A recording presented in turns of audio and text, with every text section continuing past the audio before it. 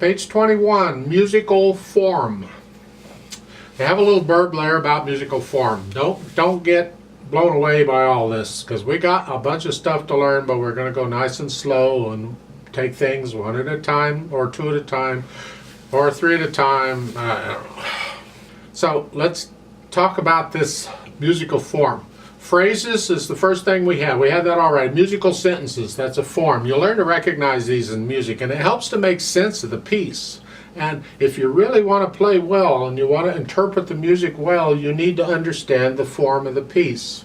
I could give a whole lecture on that. I don't want to get off subject right now. Just take my word for it. You need to understand the form of the piece. And we'll talk about these a little bit, at least to some extent. You don't have to go in and deeply analyze every little thing, but you should at least have a pretty good idea. One of the things when I approach a new piece of music is I look at the whole piece to get an idea of the sections. We've talked about music sections, chapters in a book, sections.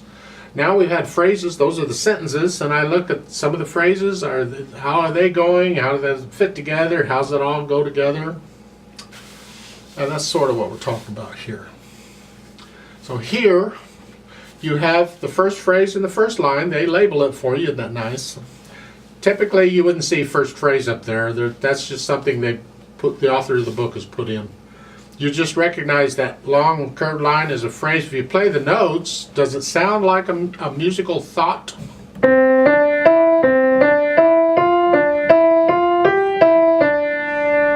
One thought, and then the second line is another thought.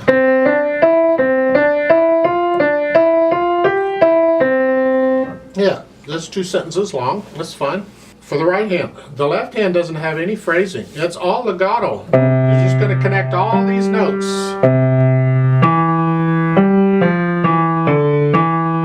See, when you get to the end of the first line on the D and you go to the next line, that E, you connect those. The right hand lifts up. You're here.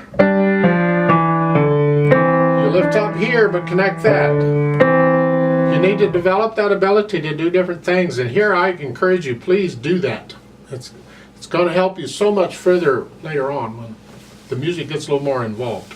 Now we talk about patterns, just briefly a pattern. Look at the first measure. Well, if I play this pattern, I'm going up and then down to the first note. I can play that pattern starting on any note. It's a pattern.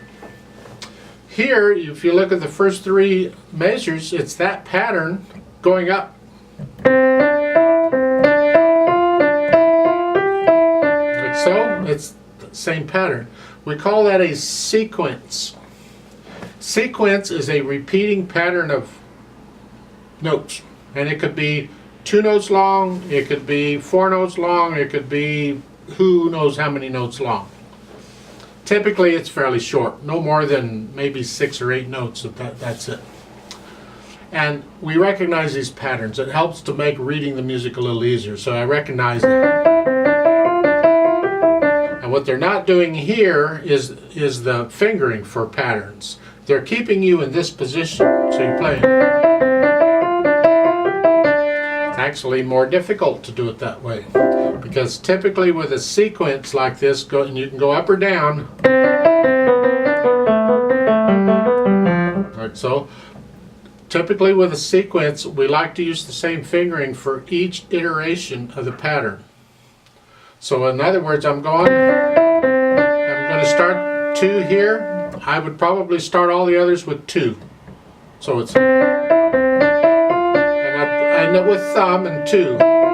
I keep going up the keyboard. Any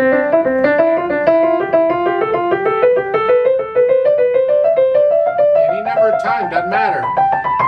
So I'm just using the same fingering, and I know I'm moving the hand around. Okay, I do that. Same thing and going down. I would finger in a way that I could finger each one the same. However, for this exercise, we need practice with the fingers. We're going to finger it the way they're telling us to. Here, stay in this pattern. We need practice with this technique anyway.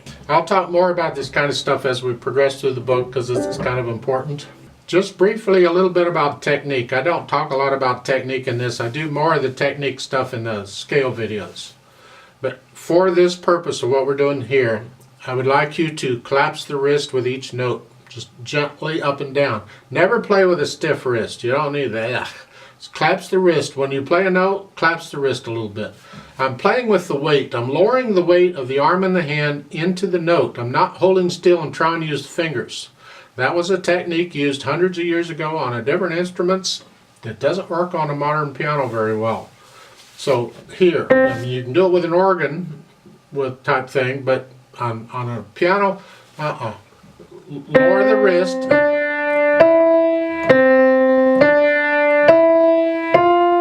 I'm exaggerating, but it doesn't hurt to exaggerate a little bit when you're first learning it, because you can, the motion can be so little you can hardly see it, but the point is I'm using the weight to push the notes down, and that's in both hands each time. So do that as you play this. Let's try this out slowly. You go ahead and learn this, play it, be able to play it, make sure you can say the names of all the notes in the music, know what they are, and when you're ready, come back, I'll give us forecasts, let's play it together slowly, just to double check you have the right notes and the correct rhythms.